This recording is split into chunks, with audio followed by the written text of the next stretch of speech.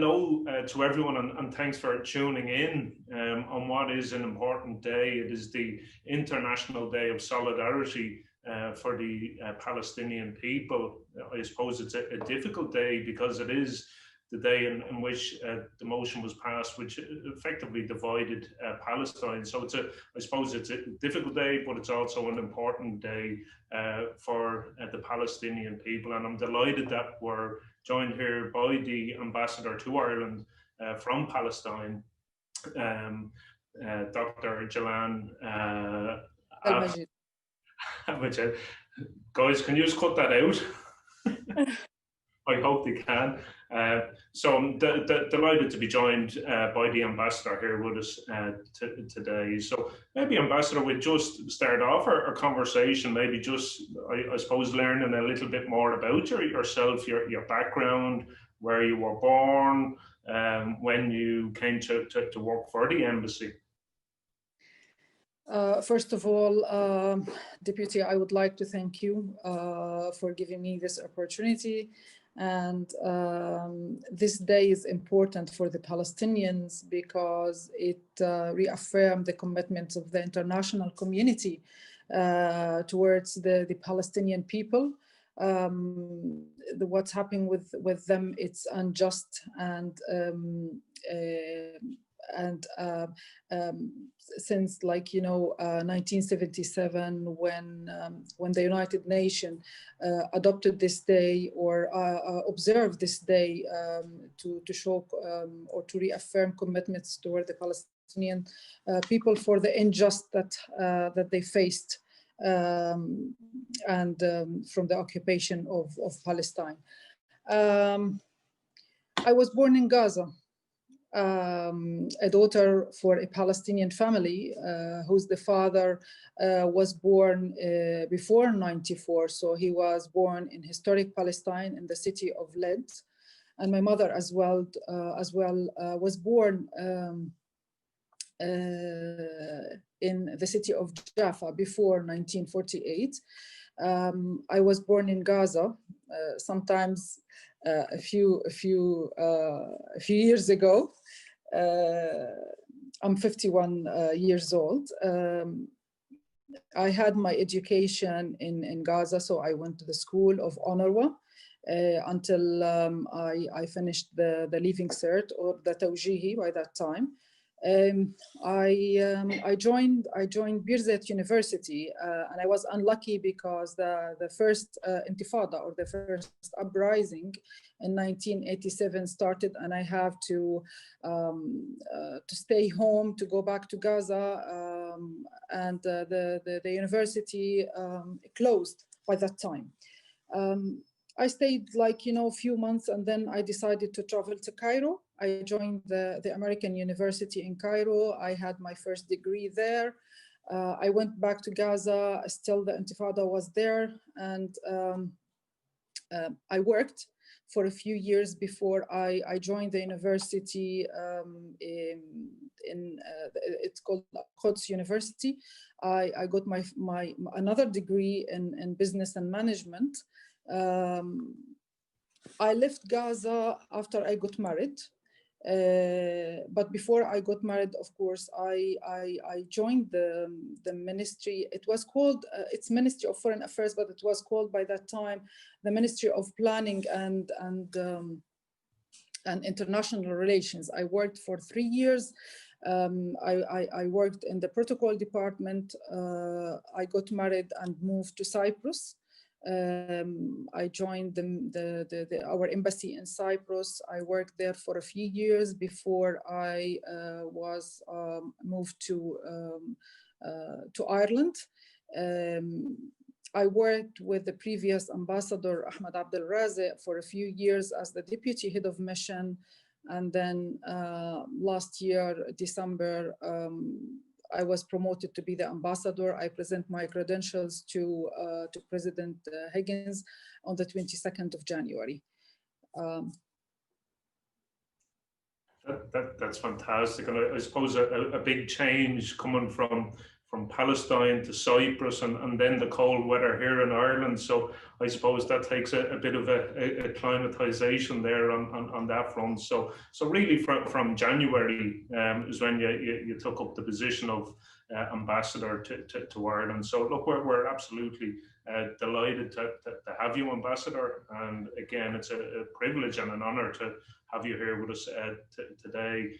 I suppose over the last number of months, there was international focus on a threat, a proposal by Israel to annex large sections of the West Bank. Now that political focus has moved on after it was announced that there was a suspension of that planned annexation, but we know de facto annexation is going on a daily basis. We see it through the illegal settlements that are being given approval. I think there's plans for another 1,200 units in North Bethlehem, which has only been announced as well. So there's obviously still huge concerns around annexation. And I suppose, is annexation an extension of occupation, and how significant is it? And the annexation, has it gone, or is it still a real thing, Ambassador? Let me first say that the main issue is occupation. Israel occupied the Palestinian territories, and it's clear from the United Nations that the issue started in 1948, but in 1967, after Israel occupied the rest of the Palestinian territories, it annexed part of the West Bank when we talked about Jerusalem. Israel, after 67, it annexed Jerusalem, and in 1981 it applied the Israeli law and considered Jerusalem as united, the capital of Israel. Annexation is looming since then, and we practice it since 1967. We compared the settlements that was built on stolen land of the Palestinians since 1967, and comparing it in the last couple of years. It's a huge difference. Let's say that now, around 600 or maybe more than 600 settlers living in more than 250 settlements in the West Bank. Israel withdrew from the settlements in Gaza in 2005, in 2006, but still, focus on the settlements issue in West Bank. It intensify the building of settlements units, expanding the settlements.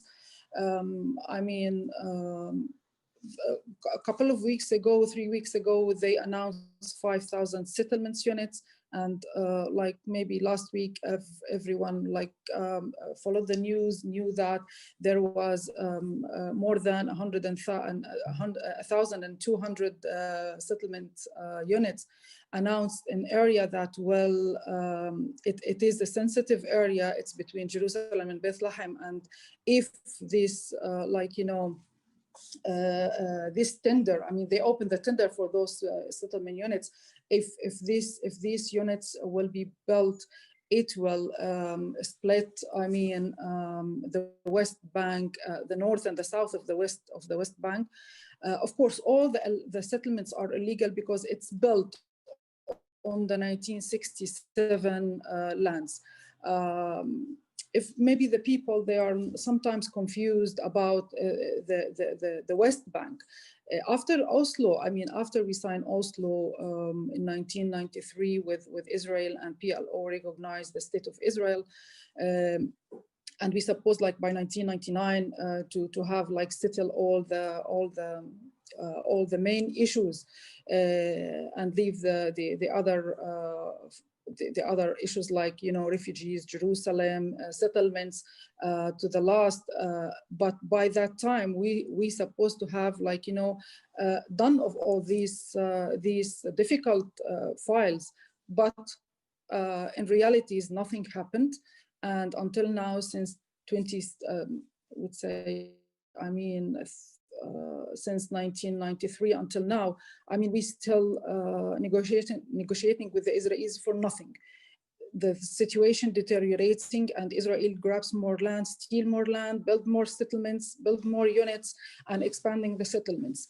The area after Oslo, the West Bank was divided into 3 different areas. Area A, which fully controlled by the Palestinian, but it's like, you know, around 18% of the West Bank.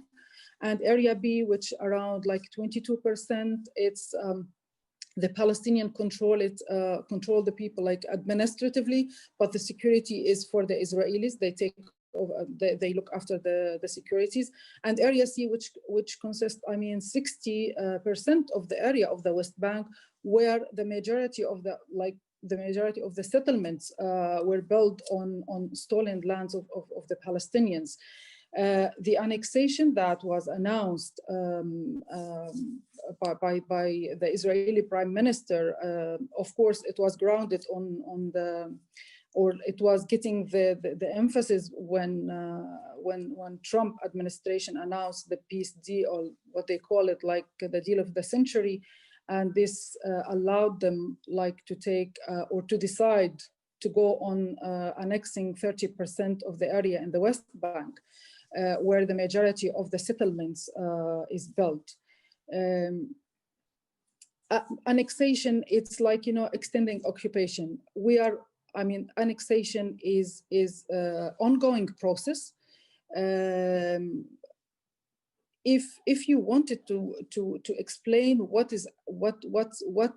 what annexation would affect the Palestinian life, the second day, like, you know, if they announce annexation, this is a different story. But when we say that Israel on a daily basis expropriate lands to expand settlements, displace the Palestinian for this reason, build more like infrastructure to support the settlements is as well, this is by expropriating more Palestinian lands.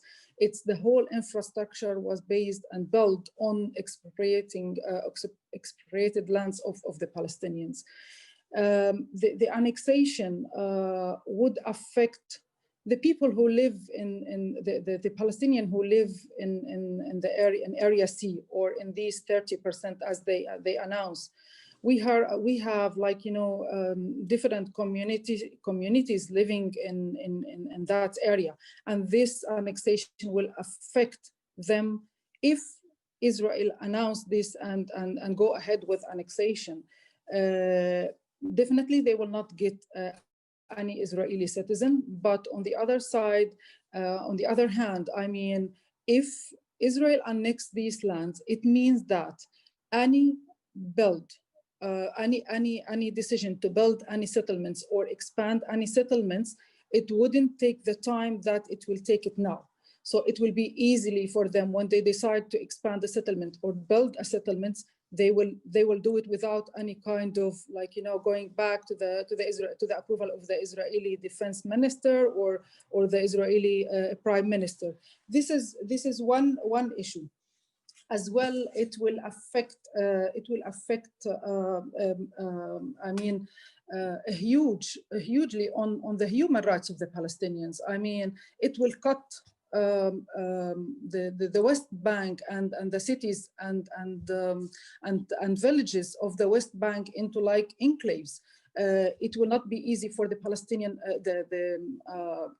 to move from one place to another. You know, hundreds of military checkpoints split the areas in the West Bank between the cities of the Palestinian. This is like, you know, very, very simple like examples of how annexation would affect. As I said, I mean, the annexation is an ongoing process. Israel said that it suspended that, but on the ground, there is a de facto annexations. The issue of bringing this issue of annexation into de jure, this is something that is still on the table. It's not off the table. And we practice it every day. And as I said, like, last week, they opened the tender for the 1,200 settlements, and this would badly affect. However, the international community against these settlements and consider it by the international law as illegal. Still, Israel, they don't respect the international law and violating the international law and the UN resolutions without a concrete actions from the international community. Israel wouldn't stop that. I suppose the silence from the international community has been resounding, and the US have, in effect, given the approval for the expansion of these illegal settlements. And then obviously we had the presidential election take place in the US, and Joe Biden is due to take up the presidency now in January.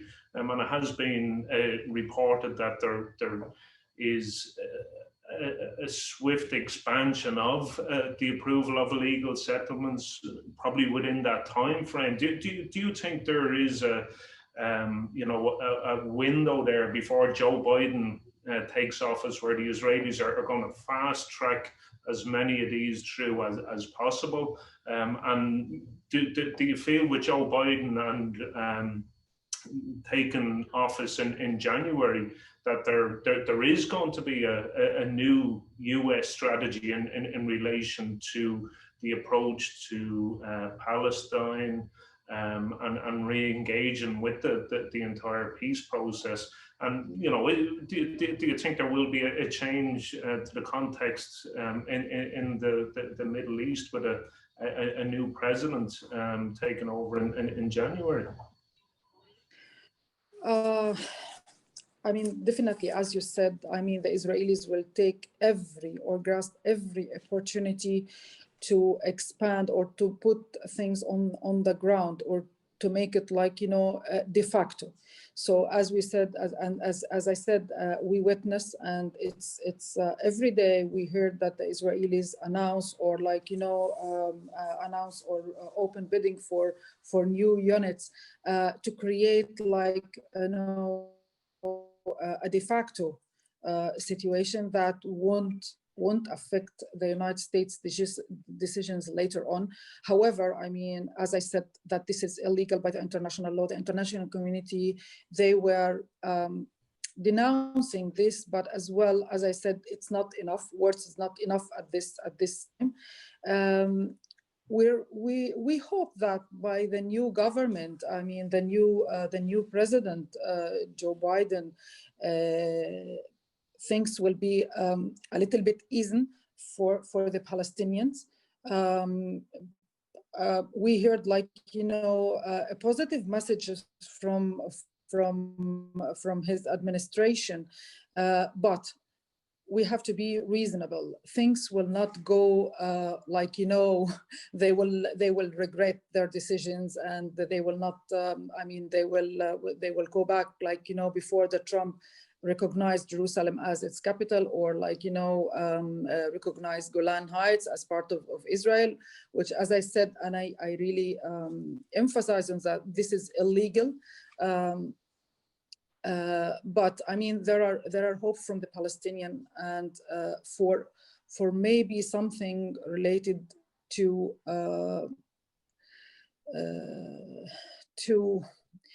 maybe if I can say that the U.S. aid to the Palestinians, the U.S. aid to the UNRWA to be resumed. This is our hope. We hope that, I mean, the of annexation and settlements, to have to have a certain agreement that this is illegal, and I mean, to stop Israeli from continuing building more settlements and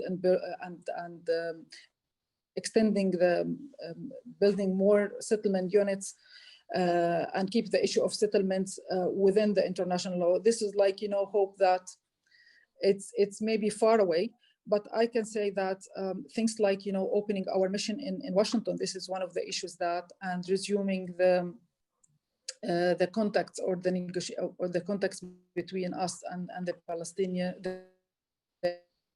the U.S.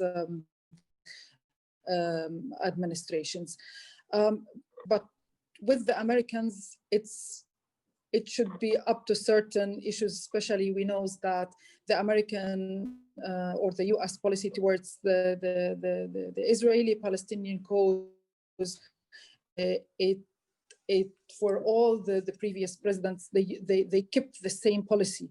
But when Trump came, he destroyed all of the previous decisions, and he acted on against the Palestinians and against the international law as well.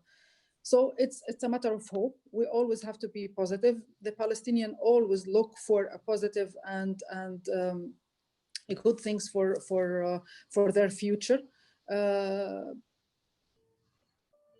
As I said, I mean, we made certain positive steps to show that the Palestinians still want peace and still do believe in peace, but everything should be grounded on the international law. They won't sacrifice. They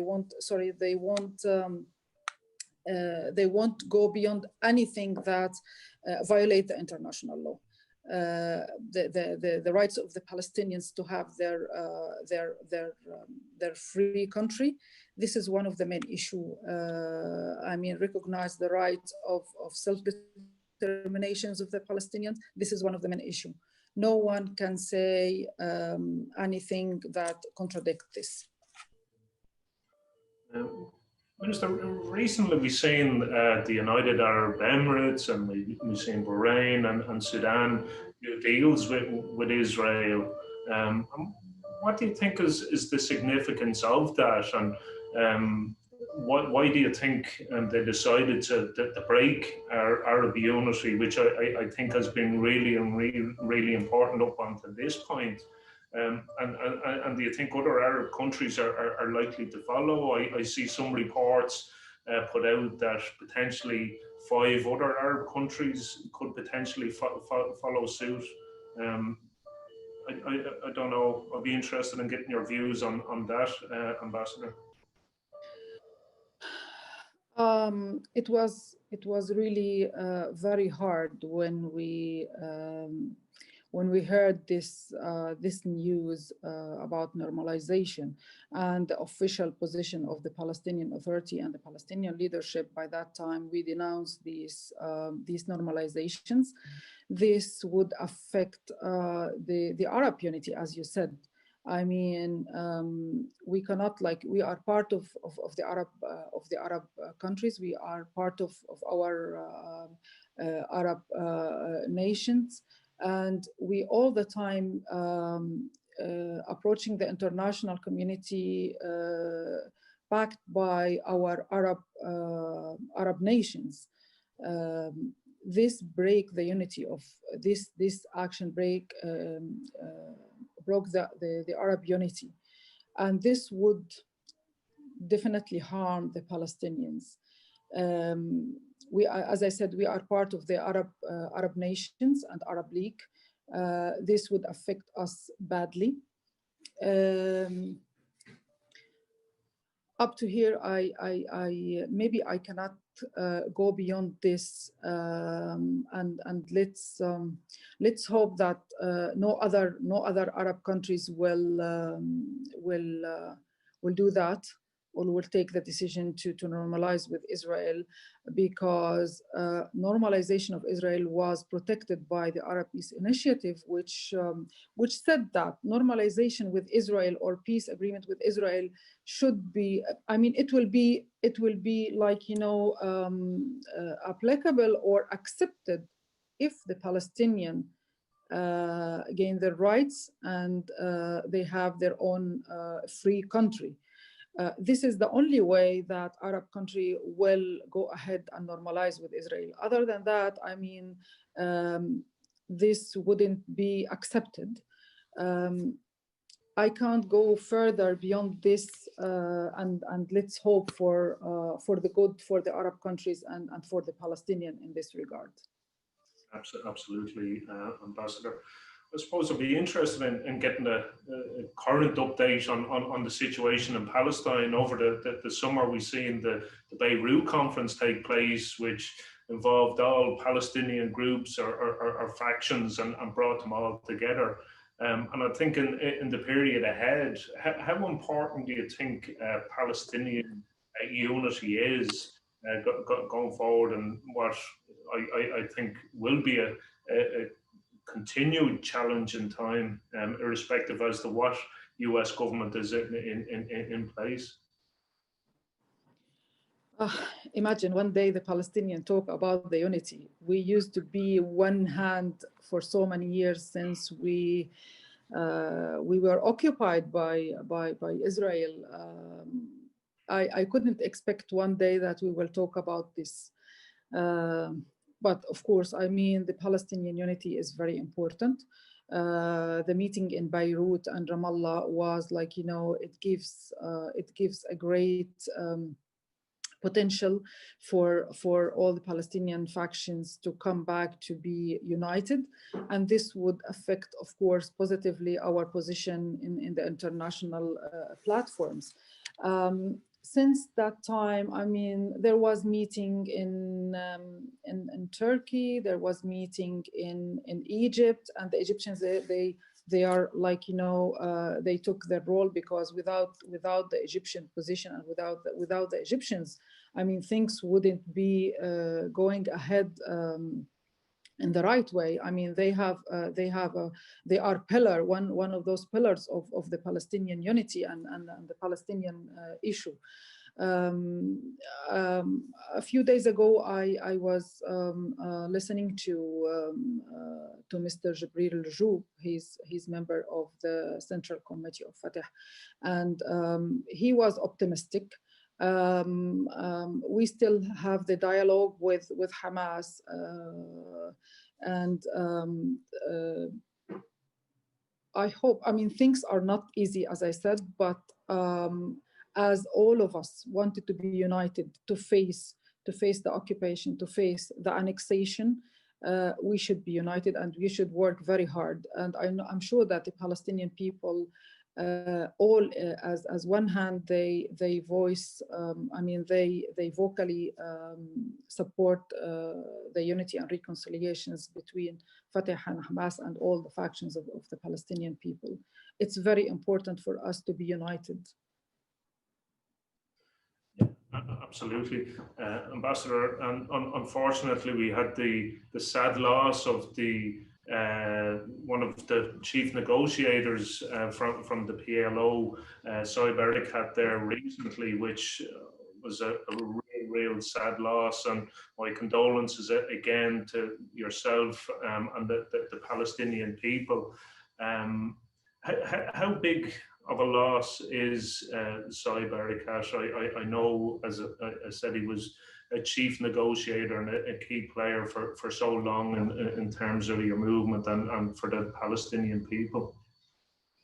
First of all, I would like to thank you, Deputy, and thank all the people who conveyed their condolences to Dr. Saeb Erekat's family and to the Palestinian people. It's really hurting me when, I mean, I was heartened, not heartened, maybe I have to pronounce it correctly. I was heartened to hear all these condolences messages in the parliament. And of course, the main thing that really as well touched me and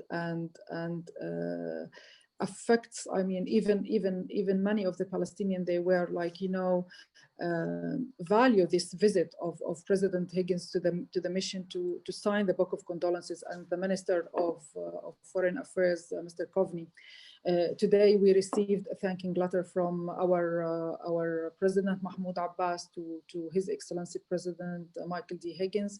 I mean, the words that we heard from all the Irish people bring us to be even stronger with this difficult situation. Dr. Saeb Erekat is a man of peace. I mean, maybe I will not, like, you know, be able to say the best of Dr. Erekat. Sometimes people, they cannot, or words will not, like, you know, help me to say what Dr. Saeb Erekat means for the Palestinians and for the negotiation. He's the chief negotiator of the Palestinian for more than, like, you know, 25 years. He knows in and out.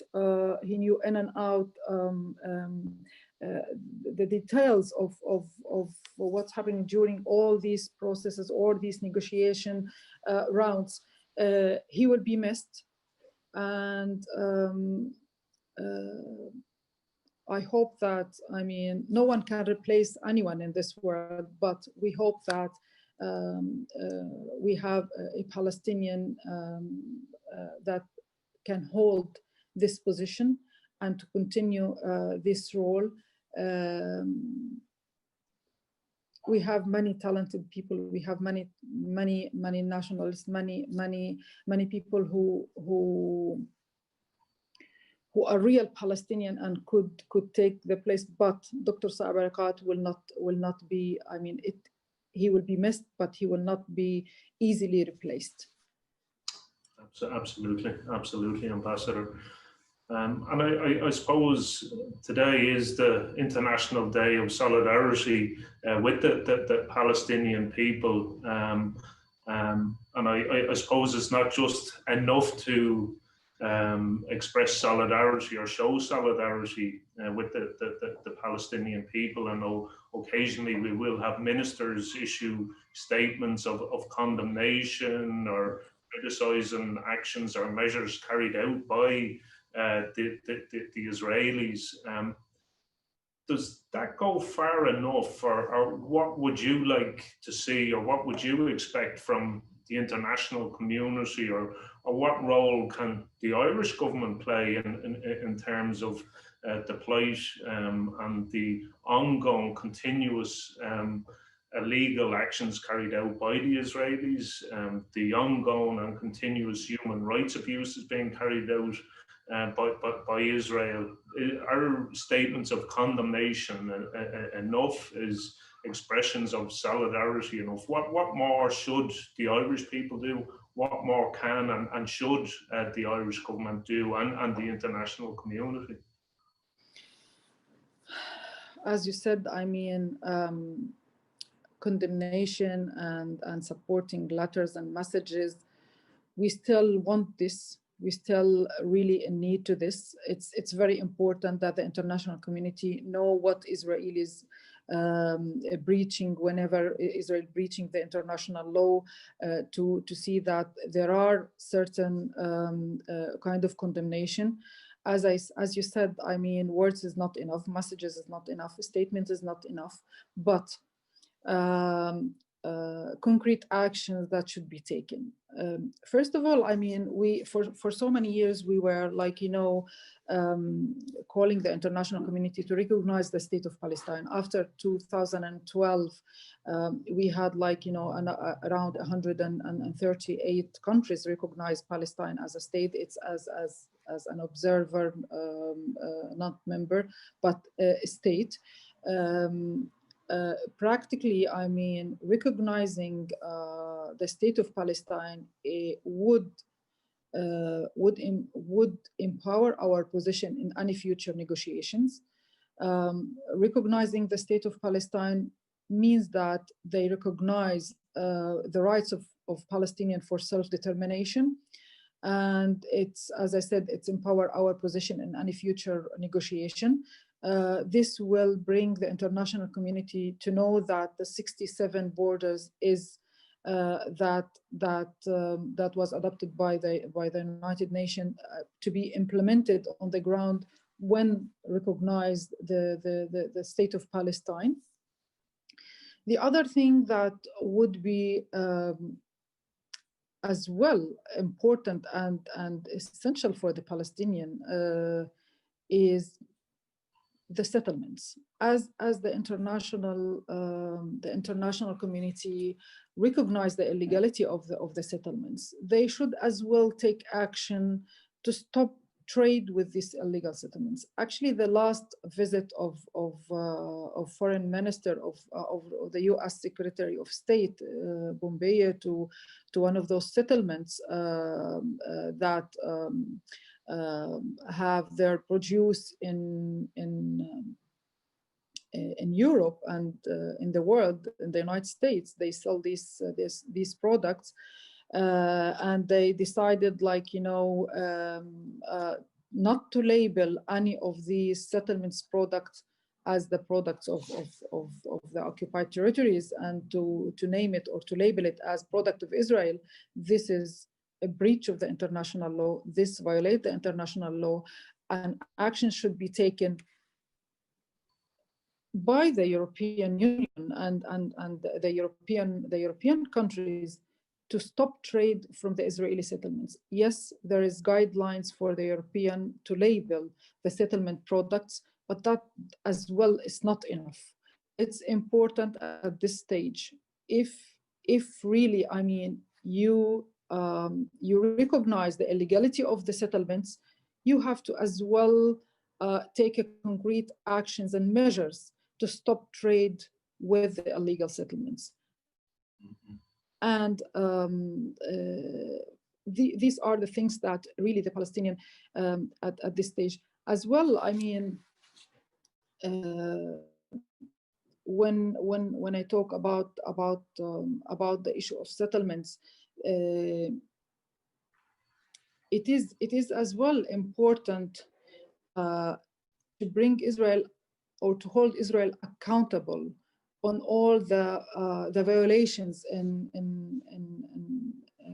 the occupied Palestinian territories when it comes to the settlements and settlement units. There should be, like, one voice against this impunity. Israel is acting with impunity, and if they don't feel the burden of these actions, Israel will continue to abuse the human rights of the Palestinians, to abuse and violate the international law. Absolutely, Ambassador. And we know in 2014, it's nearly the 6th anniversary now that a motion was passed here in Leinster House in the Dáil, that the Dáil would officially recognise the state of Palestine. And unfortunately, successive governments have sat on that and failed to do so. So I suppose just specifically on that, and you mentioned it already, that is something that should be done, could be done straight away by the Irish government. And just the other point there in terms of trade with illegal settlements and areas exporting goods. We know after the threatened annexation back during the summer, the Irish Foreign Affairs Minister was one of 7, I think it was, Foreign Affairs Minister that signed a joint letter asking as to what actions could be taken if that threatened annexation went ahead, what measures could be taken at a European stage. Now, and you've already mentioned that de facto annexation is happening. I think the question is, should whatever measures, and I haven't seen sight of what measures were put forward, that actions that could be taken, but do you believe those measures should be taken now in terms of, for example, the preferential trade agreements with Israel. Should those measures be taken immediately? And just another point, we also know that there was major reluctance and major opposition from the government in terms of supporting the Occupied Territories Bill, which made its way through the Senate here in the Irish Parliament and into the Dáil itself. In terms of concrete actions and the recognition by the Dáil, and I know that recognizing the state of Palestine, it's on the manifesto of most of the parties here in Ireland. I know that the support of the Palestinian cross party in Ireland is very well acknowledged and valued.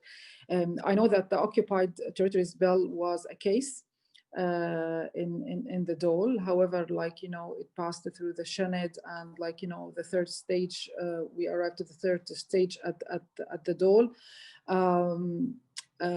We've been always listening to the government that it's EU competence. We supported the NGOs and the parties that worked for this bill, and with Senator Francis Black, which is I extend actually extremely to Senator Francis Black for the effort. And then the Fianna Fáil, they proposed it to the Dáil. I know that it was stopped by that by that stage, and we still, as a Palestinian and as a Palestinian representative here in Ireland, we still support the Occupied Territories Bill. And I know that maybe there will be a time to re-propose it or to reintroduce it to the Dáil. We still working to raise the awareness of the issue of settlements and settlements of produce, and that it's illegal and it's violate the international law. When it comes to the if Israel go ahead with annexation, but it is actually Israel is still, the annexation is on the table, and it's even if they change the phrases using or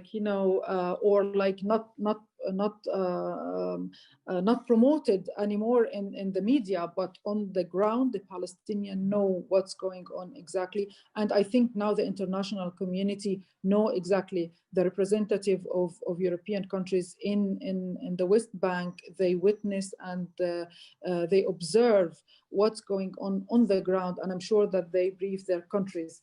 Miladinov as well briefed the Security Council. When we come back to the issue of annexation, it is important as Netherlands and Belgium, they adopted two motions in the parliaments, if Israel go ahead with annexation, there should be a sanction. I hope to see something like this in the Irish Parliament. However, we'll this issue, we discuss it with several NGOs, solidarity groups, and parties, and of course the Sinn Féin. I hope that the day would be soon to come, and such a motion to be voted in yes. It's important for the Palestinian to know that the Irish and the international community support their rights and the rights to have a free country, independent country, to recognize their rights to self-determination, to have their own state on the 1967 borders with East Jerusalem as its capital. We're working for this.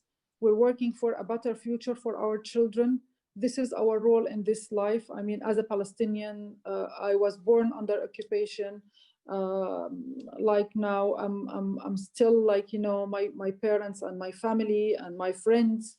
on a daily basis. We suffer this prolonged occupation. We want one day to have our own state and a good a good future for our children, to live in peace. This is the basic rights for any human being on this earth. Absolutely, Ambassador. And I suppose in January, the Irish government take up their position on the UN Security Council. And I suppose if you were to give one message to the Irish government in terms of their position on the Security Council, what would you like that message to be in terms of the Palestinian issue? The voice of peace that always Ireland hold should continue. Peace means that people and human rights issues should be respected, not only by messages or by words, by actions. Supporting peace, supporting the human rights issues in the world is a matter of concern. Ireland know what oppression means, and I hope that they will continue support the human rights, support the Palestinian rights, to gain their freedom, to gain their independence, and have their own state on the 1967 borders with East Jerusalem. Minister, as its capital. Ambassador, thank you for that. And I think that's probably a fitting way to bring an end to our conversation here today, on that powerful message of hope. And obviously our solidarity continues to the Palestinian people. You have our total support here, and I think by and large the support of the Irish people for all of those reasons in which you outlined there. So Garda Míle Maith, and thank you very much, Ambassador. Thank you, Deputy. Thank you very much for this today, for this interview. I hope that we celebrate together very soon the independence of the state of Palestine. Absolutely. Thank you very much, and thanks for the team.